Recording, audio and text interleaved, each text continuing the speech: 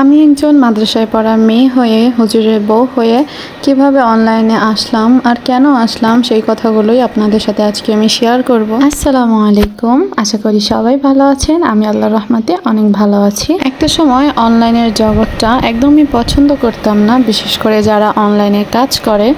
মনে করতাম যে অনলাইনে কিছু করতে গেলে, কোনো কাজ করতে গেলে, বিজনেস করতে গেলে হয়তো পর্দায় থেকে এভাবে সম্ভব না, এগুলোই ভাবতাম। তো এক সময় ভাবতে ভাবতে আমি এই প্ল্যাটফর্মে চলেই আসলাম, এটা মনে করে যে পর্দায় থেকে কেন করা সম্ভব না, সবই করা যাবে।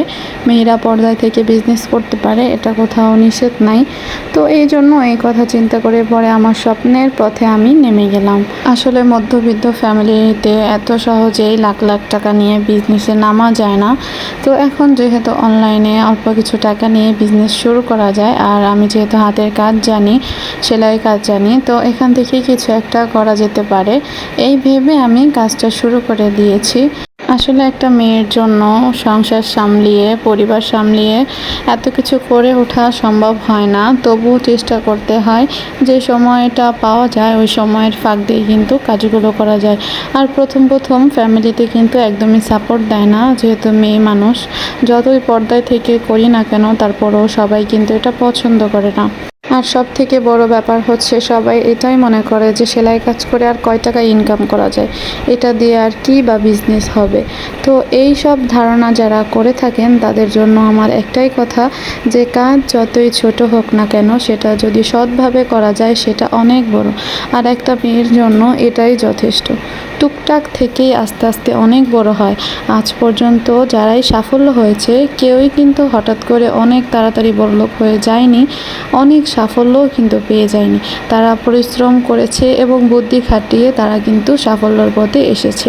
তো প্রত্যেকটা গল্পের পিছনেই কোনো না কোনো কষ্ট থাকে এবং পরিশ্রম থাকে। তো সেগুলো করেই আমাদেরকে এগিয়ে যেতে হবে। তো যারা ঘরে এভাবে বসে আছেন, যারা সেলাই কাজ জানেন অথবা না জানেন, তারাও কিন্তু এইভাবে চাইলে, গৃহিণীরা সেলাই কাজ শিখে আপনারা চাইলে কিন্তু অনলাইনে কিছু একটা করতে পারেন, অথবা অফলাইনেও কিন্তু আপনার এটা থেকে কিছু একটা করতে পারবেন। আস্তে আস্তে আপনার এইখান থেকেই বড় হবে।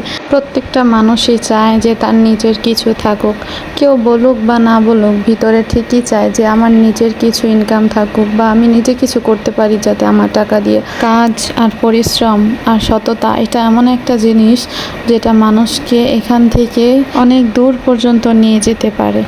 তাই আমি বলবো, যারা ঘরে বসে আছেন, আপনারা আজই শুরু করে দিন নিজের স্বপ্ন পূরণ করার জন্য, নিজের একটা পরিচয় গড়ার জন্য, নিজের একটা নামের জন্য। এখন বলি আপনারা কি কি করতে পারেন সহজ জিনিসের মধ্যে ঘরে বসে। তো এটা হচ্ছে আমি আমার থেকে আপনাদের কিছু টিপস দিচ্ছি, তবে আপনারা আপনাদের পছন্দ মতো কাজ করতে পারেন। আমি এখানে হচ্ছে, আপনারা চাইলে সেলাই কাজ করতে পারেন, বাচ্চাদের জামা, বাচ্চাদের ড্রেস, খুব সুন্দর সুন্দর ড্রেস আপনারা কিন্তু সেল করতে পারেন। এগুলো কিন্তু খুব চলে বর্তমানে। তো আপনারা এই কাজগুলো না জানলে কিন্তু শিখে করতে পারেন।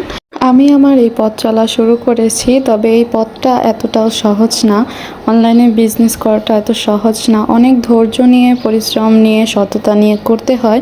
তারপরে ডেলিভারি একটা ব্যাপার আছে, অনেক আপুরা হচ্ছে নেয় না, অনেক আপুরা রিটার্ন দিয়ে দেয়।